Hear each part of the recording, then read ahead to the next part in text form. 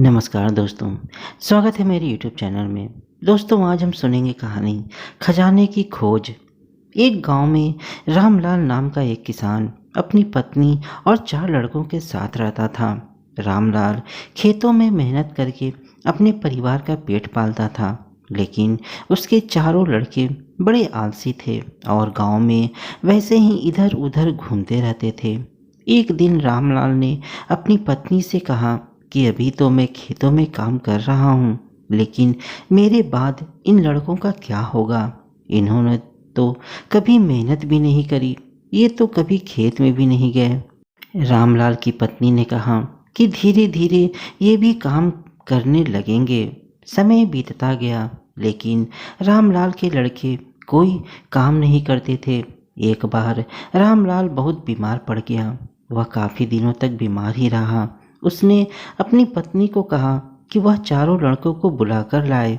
रामलाल ने कहा, लगता है कि अब मैं ज़्यादा दिनों तक जिंदा नहीं रहूँगा। रामलाल को चिंता थी कि उसके जाने के बाद उसके बेटों का क्या होगा। उसकी पत्नी चारों लड़कों को बुलाकर लाई, इसलिए उसने कहा, बेटों, मैंने अपने जीवन में जो भी कुछ कमाया है वह खजाना अपने खेतों के नीचे दबा रखा है। मेरे बाद तुम उसमें से खजाना निकालकर आपस में बांट लेना। यह बात सुनकर चारों लड़के खुश हो गए। कुछ समय बाद रामलाल की मृत्यु हो गई।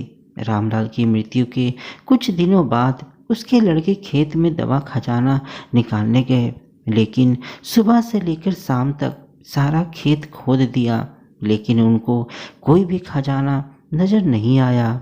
लड़के घर आकर अपनी माँ से बोले, माँ, पिताजी ने हमसे झूठ बोला था, उस खेत में हमें कोई खजाना नहीं मिला। उसकी माँ ने बताया कि तुम्हारे पिताजी ने जीवन में यही घर और खेत ही कमाया है, लेकिन अब तुमने खेत खोद ही दिया है तो उसमें बीज बो दो। इसके बाद लड़कों ने बीज बोए और माँ के कहे अनुसार उसमें पानी देते गए। कुछ समय बाद फसल पककर तैयार हो गई, जिसको बेचकर लड़कों को अच्छा मुनाफा हुआ, जिसे लेकर वह अपनी माँ के पास पहुँचे। माँ ने कहा कि तुम्हारी मेहनत ही असली खजाना है और यही तुम्हारे पिताजी तुमको समझाना चाहते थे। दोस्तों, इस कहानी से हमें सीख मिलती है कि हमें आलस्य को त्याग कर मेहनत करना चाहिए। मेहनत ही इंसान की असली दौलत है। तो दोस्तों, आपको यह कहानी कैसी लगी मुझे कमेंट में ज़रूर बताइएगा। चैनल में नए हो तो चैनल को सब्सक्राइब और वीडियो को एक लाइक ज़रूर दीजिएगा। धन्यवाद दोस्तों।